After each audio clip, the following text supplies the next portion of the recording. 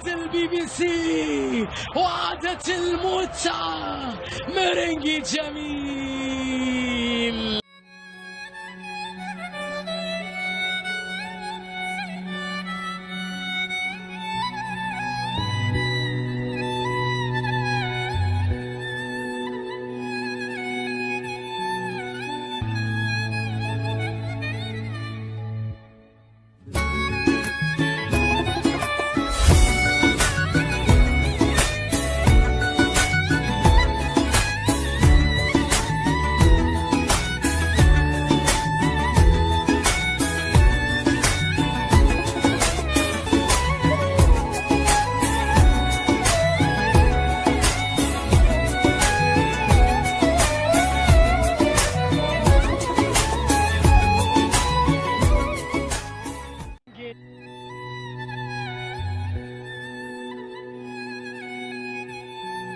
ايمن عبد النور، بنزيما مرة ثانية، بنزيما يراوغ مندو الكرة يوصلها لجاريث بيل، هيلا لرونالدو، جول جول جول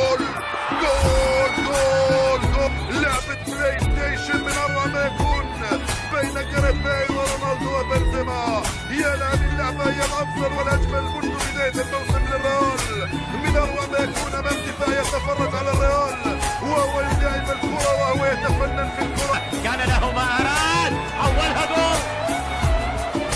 جول خامس للريال، سوبر هاتريك لكريستيانو رونالدو. خلاص انت مع الكبار، اذا ما سجلت مساحات اللعبه عكيم وجاريث بيل والعرضيه. اوه كريم بنزيما، يا ولد يا ولد يا ولد، في افضل حالاته. وكما نعلم النجم الفرنسي زيدان واصوله الجزائريه، وبنزيما الفرنسي واصوله الجزائريه، كانه قدام الشحنه واداله الدفعه ويسجل امامنا هنا في هذه اللحظات. 260 هدف دخل مدرب زين زيدان اللي بيحاول امامنا هو بنزيما الى كريستيانو رونالدو، بتعكسه لكن يضعها في المره. هذه الكره بقى يضعها هذه المره ويضعها في المره.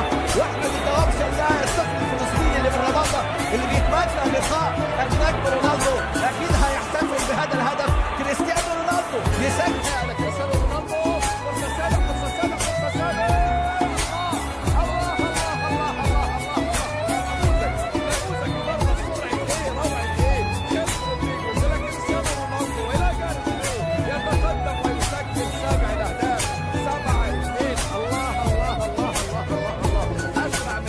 هجم للريال، جاريث بيل يحولها الى كريستيانو جول